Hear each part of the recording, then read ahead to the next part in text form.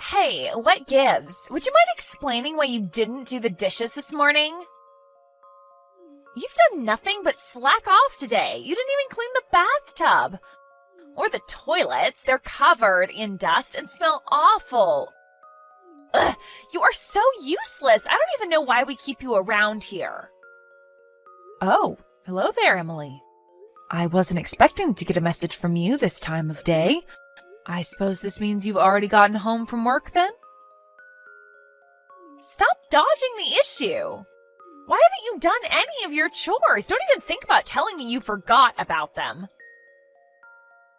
I'm sorry. What are you talking about? Do I really have to explain it to you again? I go to work. You do not.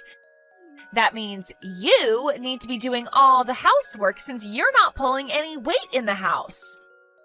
Now get off your lazy rear end and start scrubbing right now. Emily, I just moved in with you two yesterday. Is this really anything to be getting so angry at me about? Excuse me? And besides, I am working. I may not be as busy as I used to be, but I am still working. So I'm out of the house for at least the morning most days. Who do you think you are? Don't talk back to me like that. Emily, we made the rules very clear before we built this duplex together, don't you remember? We agreed that each of us would do our own chores, me in my unit and you two in yours. And our finances are separate as well. When we built the house, we had separate meters for gas, water, and electricity installed. So we can each pay for just what we use on our own. Of course, we're family and will most assuredly be there for each other in difficult times, and anytime you need me to look after Roy for you, I'd be glad to babysit him. Those were the rules that we decided on after a long and open discussion between the three of us. Right? Whatever, I'm tired of this conversation. Hey Mom, sorry to bother you on your lunch break. Do you have a minute? Sure, Isaac, what can I do for you? Did you have anything on your schedule for next weekend? Next weekend? Let me think. No, I don't believe I have anything going on then. Why's that? Okay, then what would you say to all of us going on a short little vacation as a family? A vacation sounds lovely. What's the occasion? Actually, one of my coworkers won a vacation in some kind of drawing, and he was planning on taking his family on an overnight resort stay. But I guess one of his kids got sick and is going to be in the hospital for a few weeks now, so they can't go anymore. Oh, that's terribly unfortunate. I hope the child is all right. The trip voucher had to be used within a specific time period, and it's too late now to change the reservation date. So he offered to pass the tickets to me if I was interested. Since the tickets were for 4 people, it works out perfectly that you, me, Emily, and Roy can all go together. The one little snag is that I have work on Saturday morning that I can't get out of. So you guys will be going there with just the 3 of you, and I'll be meeting up with you later on that day. So, me, Emily, and Roy will all go in the morning then? Yeah, that's the way it will work out. What do you think? I thought it would be a great opportunity for you and Emily to improve your relationship. You said the 2 of you were having difficulties, right? Since Roy will be there, and you know how much he loves you, it could be a great bonding experience for you two. You know, I think you may be right. Sure, Isaac, I'd love to go along. Thank you for the invitation. Alright, I'm really looking forward to it. I'll let you know the specifics once everything is set in stone. I'll talk to you later. Thanks, Isaac. I'll be waiting. Hey, Mom. Sorry for the late notice, but I have something important to tell you about the vacation tomorrow. I see. What is it, Emily? I forgot to tell you that our departure time got changed. Ah, all right. Oh, thank you for letting me know. We were planning to leave the house at 7 a.m. and drive to the airport in order to make the 8 a.m. flight. But the flight we were booked on got canceled, and they rescheduled us for a flight at 10:15 a.m. instead. So we're going to be leaving the house at around 9 a.m. that morning. One more thing, though. I need to stop by Roy's friend's house to pick up a toy he left behind the last time he had a play date there. So could you meet us at the airport at 9:30 a.m.? All right, that sounds fine. I'll give you your tickets to the airport tomorrow. Thanks, Emily. See you in the morning. Hello? Emily, where are you? I just got to the airport and I'm waiting at the gate like you said. But I can't find you or Roy anywhere. Did something come up? Are you running late? Well, good morning, Mother Dearest. Actually, Roy and I already left on the 8 a.m. flight. We just landed a few minutes ago. What? What's going on? Last night you told me that the 8 a.m. flight was canceled and we were going to go on the 10:15 flight instead. You really don't get it, do you? I told you the wrong time on purpose. Did you really think I was going to let you come with us on this vacation? Get real. This is a family vacation, and you're not my family. You're my mother-in-law, not my real mother. Now be a good old maid and give me some money to use on your grandson and crawl back home to your rocking chair. I don't believe this. How could you do this to me? It was easy. Anyway, I know you've got my bank account number, so just wire the money there. Got it? Don't worry, I'll spend most of it on Roy. He's got a birthday coming up, and it's not like you need the money for anything, so go ahead and wire me a couple $1,000s. That should be enough for now. I was looking forward to this vacation. I wanted to spend time getting closer to you. I know we've had a difficult relationship up until now, but I thought this would be our chance to come to understand each other better. I thought we were all going to make some wonderful memories together as a family. You must have missed it before, so I'll say it again. You're not my family. You're my mother-in-law, not my real mom. This is a family vacation, so only family can come. And I thought you were aware of this, but since you seem so oblivious, I might as well tell you that the only reason I agreed to the duplex was because you got that massive life insurance policy when your husband died. I figured you'd be tossing money at Roy left and right. So, to summarize, I see you as nothing but an ATM for your grandson. You're not invited to this trip. Go back home. The end. So that's how you see me. At first I was going to move in with Isaac's younger brother and his wife, but they ended up having to move because he got transferred at work. I was so happy at first when Isaac offered to build a duplex together with me. I'd be able to live closer to my grandchild and I'd feel more secure than living by myself. Okay, so how about you go live with Isaac's brother then? Actually, that would be perfect. Do you want me to call a mover for you? We can have all your stuff out of the house by the time we get back from our vacation. In any case, I suppose I have no choice but to go back home now. Just so you don't get any ideas, even if you book another flight and show up at our hotel room, I'm kicking you out on the curb. Got it?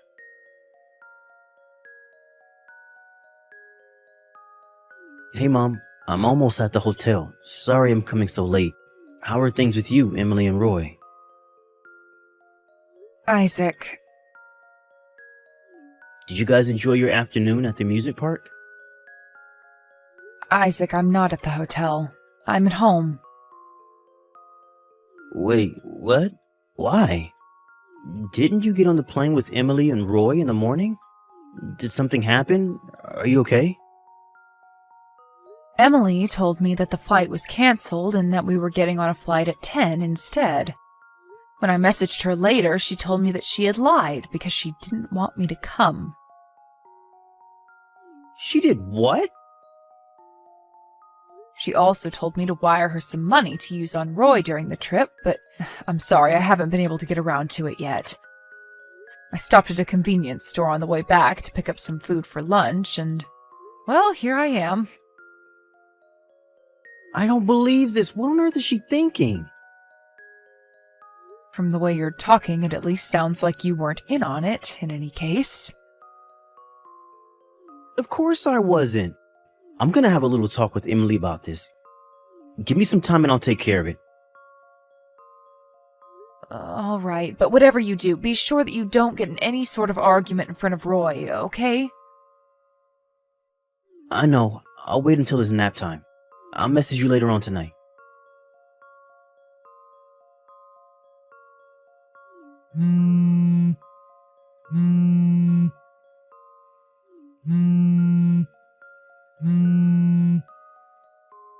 Hey, are you there? I can't find Isaac or Roy anywhere. Do you have any idea where they might be? Emily? Oh, are you still at the hotel? Isaac just got back to the house with Roy about an hour ago. They did? So, wait a minute. I'm all alone out here now? They abandoned me? Well, like I said, they just got home, and I haven't heard any specific details, but yes, it does appear so. Is this your doing? What did you say to Isaac? Nothing, really. I just told him that you gave me the wrong time for the plane on purpose in order to keep me from coming with you on the trip is all. That's not nothing. Why couldn't you have just told him that you got sick and couldn't go or something? You're making it sound like I'm the bad guy. Emily, dear, I'd say an objective reading of the situation would lead to the conclusion that, yes, in fact, you are the bad guy. What did you just say? Did you think that Isaac would let you get away with a thing like this? That he would just take your side unquestioningly? Well, duh, he's my husband. Plus, I didn't even do anything wrong. You're the one that's in the wrong. We were going to have a fun, carefree vacation, just the three of us, but you butted in and invited yourself along. And now, thanks to you, I'm all alone in this hotel room. Emily, you're under the completely wrong impression.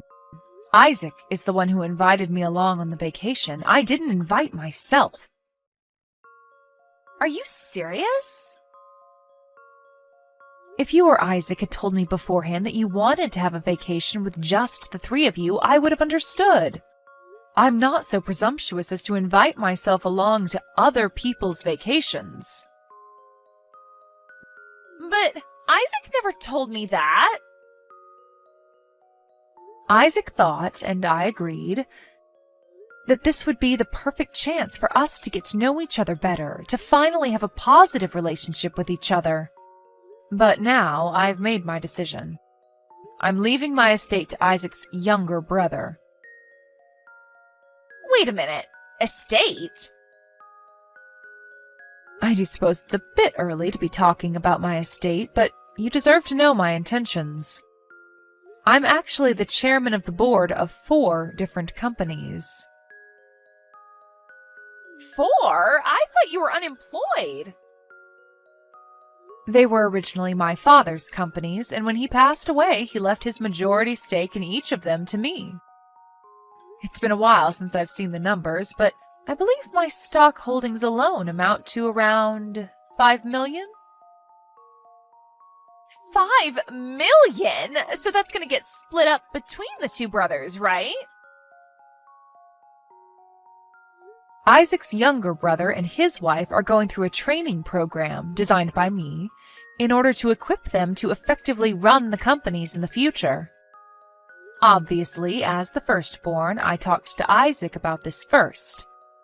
But he said he had other interests, and I gave him my blessing to pursue them. His words were, "Don't worry, Mom. I'm going to forge my own path in life. You can leave everything to him."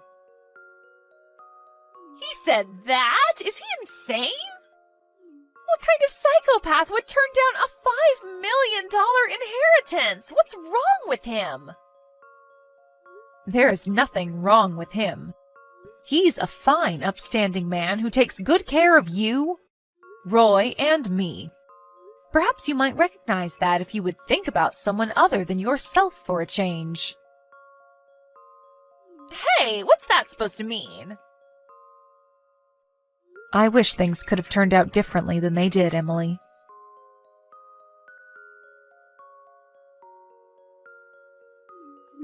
Mom, you have to do something. I don't want to get divorced. What's that? Do something about this. Talk to your son. He says that he's going to divorce me and then he's going to work with his lawyer to make sure that I lose custody of Roy. He's going to move into your side of the duplex. You have to talk him out of this. Ah, so that's what was going on. I was curious why I came home from work today to find my guest room full of boxes of Isaac's things all around the bed. Well, now you know why, so hurry up and do something about it.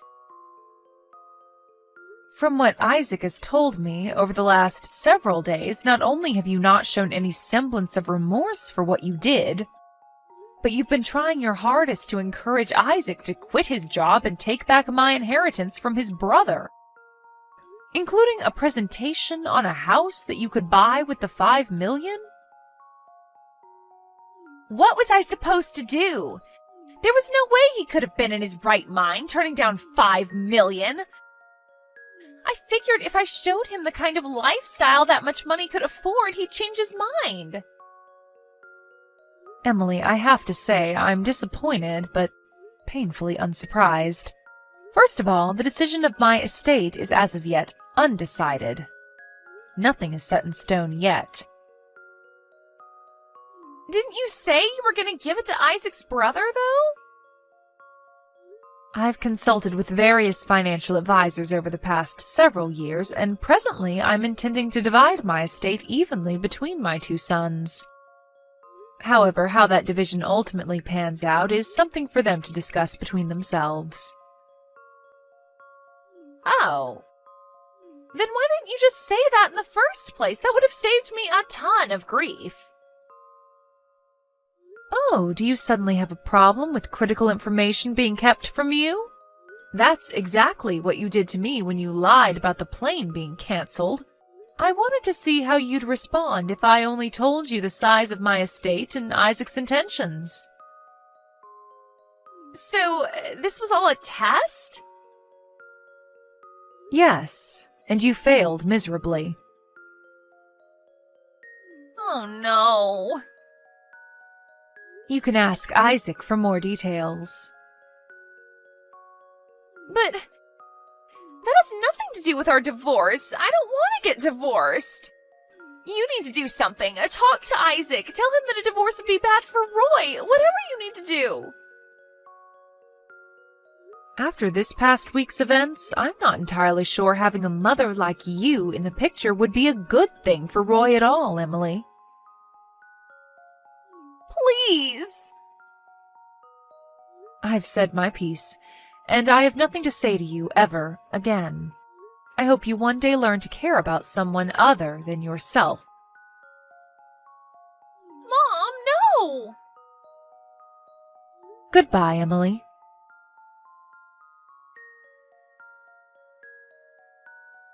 Hey, Isaac, I changed my mind. Sure, let's get divorced. Wow. Okay. So that's that, I guess. Go ahead and sign the divorce papers I sent you and take them to the courthouse whenever you can. Sure thing. I'll head over there right now.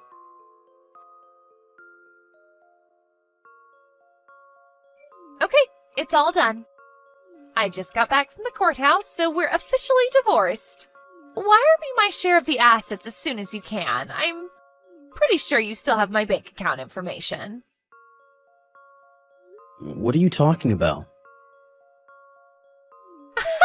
Don't pretend like you don't know. I can do math. Since your mom's estate is $5 million and you get half, that means you get $2.5 million. That means that since we're divorced, I get half of that. So you owe me $1.25 million. I'm planning on using that to pay the bills while I look for a new job, so send it to me as soon as possible. Got it? Why did I have to marry someone as stupid as you? My mom's not dead yet, you moron. So? Do you even know how inheritance works, Emily? As long as she's alive, it's all still hers, and she's perfectly healthy. How do you not know this? Wait, really? And besides, assets gained through inheritance aren't subject to property division during a divorce. God, you're an idiot. Oh no. Okay, then I changed my mind. We're not getting divorced after all. Don't you think it's a little too late for that? You just said that you had already turned in the divorce papers at the courthouse.